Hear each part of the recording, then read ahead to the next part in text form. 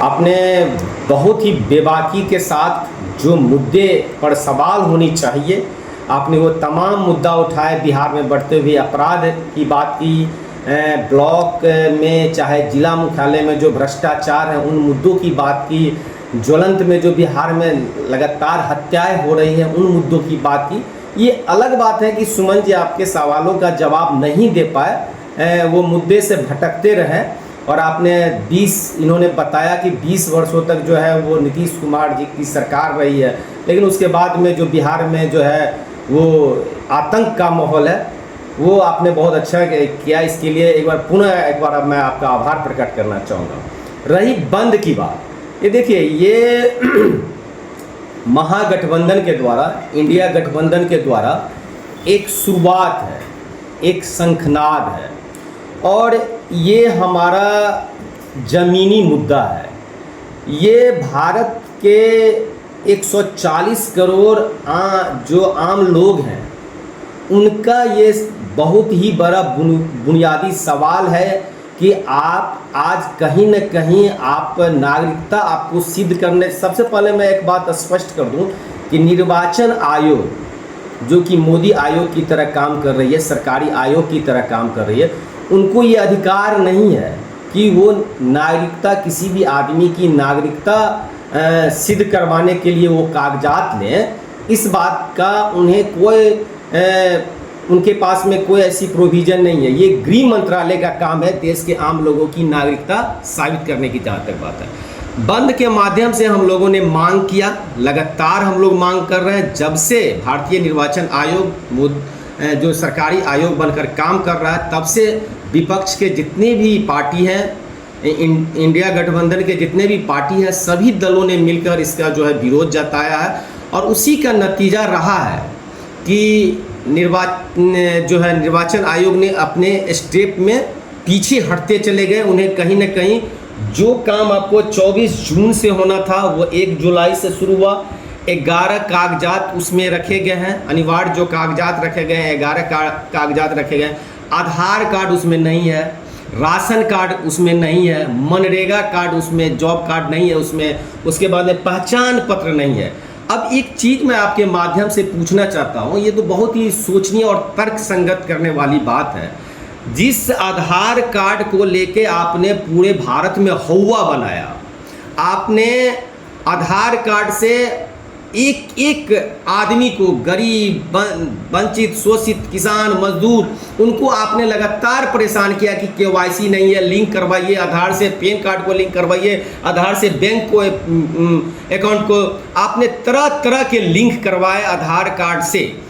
और आपके 11 जो कागजात आपने दिया है उसमें निवास है, उसमें जन्म प्रमाण पत्र है। मुझे तो हैरानी आती है कि जन्म प्रमाण पत्र का आधार ही आधार है, क्योंकि वो आधार कार्ड से ही बनता है। तो निवास प्रमाण पत्र आधार कार्ड से ही बनता है। तो जब निवास प्रमाण पत्र वैलिड हो सकता है, फिर आधार कार्ड वैलिड क्यों नहीं है? हमने अपने जीवन में कम से कम 1000 से ऊपर पासपोर्ट के लिए ऑनलाइन किया होगा लोगों का। तो पासपोर्ट के ऑनलाइन में एक मैट्रिक का डॉक्यूमेंट देना पड़ता है और दूसरी बात जो है आधार कार्ड, मूल रूप से आधार कार्ड देना पड़ता है। अब आधार कार्ड के बेस पर आप पासपोर्ट का ऑनलाइन करवाते हैं और उसके आधार पर जो है पासपोर्ट बन जाती है, लेकिन आधार कार्ड को आपने मान्य नहीं रखा।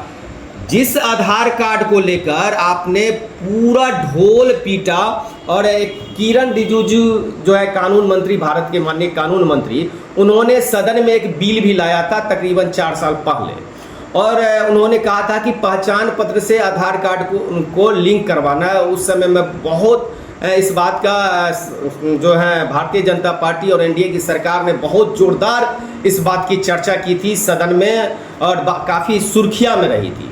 लेकिन उसके बावजूद आज जो है राशन कार्ड को नहीं रखा गया है, पहचान पत्र को नहीं रखा गया है, आधार कार्ड को नहीं रखा गया है। आप से मैं बहुत ही सहजता और विनम्रता से एक सवाल करना चाहता हूं माननीय पत्रकार महोदय, आपसे मैं जानना चाहता हूं, हम लोग चले, मैक उठाएं, कैमरा उठाएं और ग्रामीण क्षेत्रों में भ्रमण करें, कितने आदमी के पास में जो वो 11 कागजात जो मैन्योरिटी किया गया है वो कितने आदमी के पास है, लगभग नहीं के बराबर है। दूसरी बात मैं एक बात कहना चाहता हूँ, अब देखिए 6 जुलाई को बिहार के तमाम अखबारों में फ्रंट पेज पर आया कि जो है नहीं ठीक है। अब जब देखा कि जो है विवादास्पद कंट्रोवर्सी पैदा होने लगा और सरकार तमाम सरकारी जो आपके पदाधिकारी है वो कहीं ना कहीं इस बात को लेकर जो है जब रायता ज़्यादा फैलने लगा तो आनन फानन में निर्वाचन आयोग ने आदेश जारी किया कि बगैर कोई कागजात के आप सिर्फ फॉर्म फिलअप करके दे दीजिए।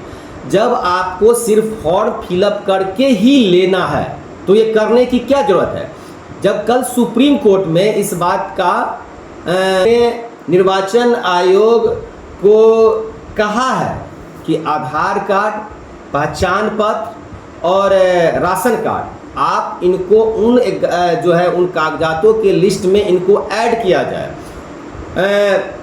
मीडिया पर जो एक खबर चल रही थी, देखा है कि जज साहब यहाँ तक बोले हैं कि मेरे पास भी वो 11 कागजों में कई कागज नहीं है, मैं भी वोट गिराता हूँ और आधार कार्ड के बेस पर मैं वोट गिराता हूँ।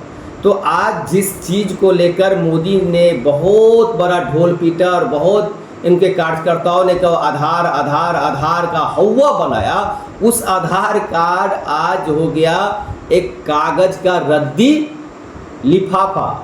कूड़ेदान में बने आधार कार्ड आपकी नागरिकता सिद्ध नहीं करती है, पहचान पत्र आपका नागरिकता सिद्ध नहीं करता है, राशन कार्ड आपकी नागरिकता सिद्ध नहीं करता है, और आप इसी राशन कार्ड पर आप कहते हैं कि हम भारत के 80 करोड़ लोगों को अनाज देते हैं। और एक बात और, मैं बात को शॉर्ट करना चाहूँगा,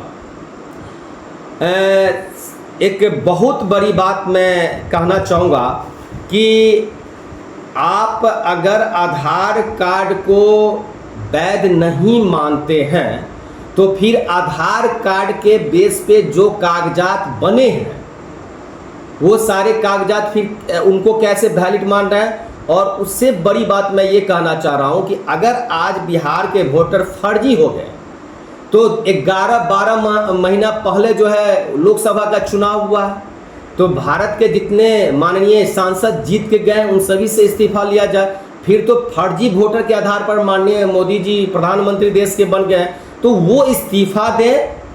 आपके चैनल के माध्यम से मैं ये कहना चाहूँगा कि पहले वो इस्तीफा दे दें। बिहार की वोटर अगर फर्जी है, और ये देखिए ये डर फैलाया जा रहा है रोहिंग्या मुसलमानों का, बांग्लादेशियों का, घुसपैठियों का।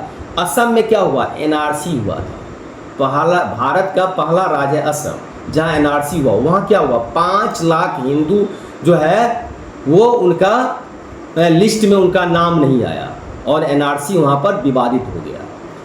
और अब जब 28 तारीख को अगली सुनवाई होनी है, मुझे पूरा विश्वास है भारत के माननीय सुप्रीम कोर्ट के ऊपर कि सुप्रीम कोर्ट से बहुत अच्छा खबर आएगा और आधार कार्ड, राशन कार्ड, पहचान पत्र ये सारे कागजात जो हैं वो मान्य होंगे।